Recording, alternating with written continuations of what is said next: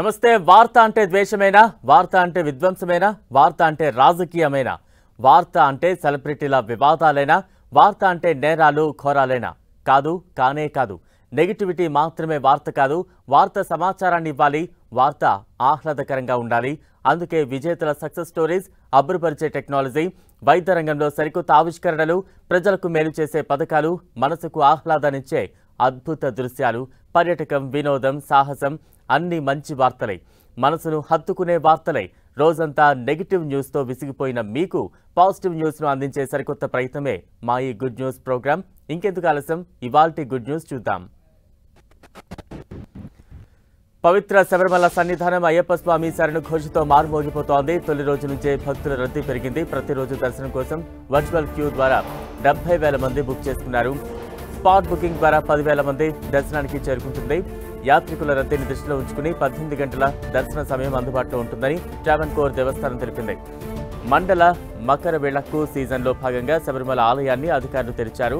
తొలి రోజు పంపా నది తీరంలో నుంచి అయ్యప్ప స్వామి సన్నిధానం వరకు భక్తులు పాదయాత్రకు వెళ్లారు. ఇరుముడులు సమర్పించి స్వామివారిని దర్శించుకుంటున్నారు. ఈ సీజన్లో దర్శన సమయాలను పొడిగించినట్లు ట్రావెన్కోర్ దేవస్థానం బోర్డు తెలిపింది. అయ్యప్ప స్వామిని దర్శించుకునేందుకు భక్తులకు ప్రతిరోజు 18 గంటల పాటు అనుమతించినట్టు తెలిపారు. ఉదయం 3 గంటల నుంచి మధ్యాహ్నం 1 గంట వరకు, తిరిగి మధ్యాహ్నం 3 గంటల నుంచి రాత్రి 11 గంటల వరకు భక్తులు అయ్యప్ప స్వామిని దర్శించుకునే అవకాశాన్ని కల్పించారు.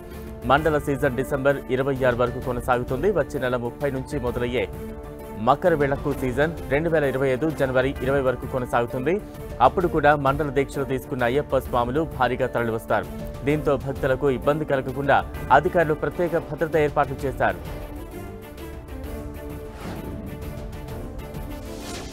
కడప జిల్లా అమీన్పేర్లోని పెద్ద దర్గాలో ఉరుసు ఉత్సవాలు అట్టహాసంగా ప్రారంభమయ్యాయి.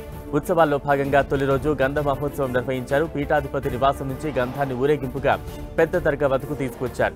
వివిధ దర్గాలకు చెందిన పీఠాధిపతులు పాతే చేసి గంధం సమర్పించారు. ఈ గంధ మహోత్సవంలో మాజీ డిప్యూటీ సీఎం అంజాద్ భాషా, సినీ సంగీత దర్శకుడు ఏఆర్ రెహమాన్ పాల్గొన్నారు. కడప పెద్ద దర్గా ఉరుసు ఉత్సవాలు ఈ నెల 21 వరకు జరగనున్నాయి. ప్రభుత్వ లాంఛనాలతో జరిగే ఈ వేడుకలకు దేశవ్యాప్తంగా భక్తులు తరలివస్తున్నారు.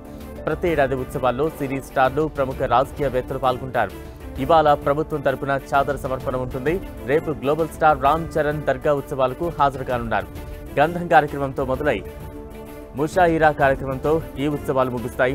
ఇక్కడ ఉరుసు ఉత్సవాల సమయంలో గంధం చాదర్ సమర్పిస్తే కోరిన కోరికలు తీరుతాయని భక్తుల నమ్మకం.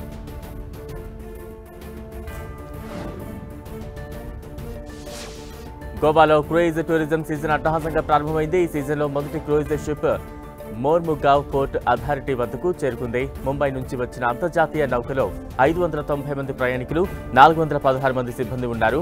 ఇక్కడ నుంచి ఈ షిప్ కొచ్చిన్ ఓడరేవుకు వెళ్లనుంది. గోవాలో ఉండే పర్యాటక అందాల గురించి ఎంపీఏ అధికారులు షిప్లో వచ్చిన ప్రయాణికులకు వివరించారు. రాబోయే రోజుల్లో మొత్తం 44 అంతర్జాతీయ, దేశీయ క్రూయిజులు ఓడరేవు వద్దకు రానున్నాయి. స్థానిక టూరిజం కృషి వల్లే గణనీయమైన అభివృద్ధి సాధించామని అధికారులు చెబుతున్నారు.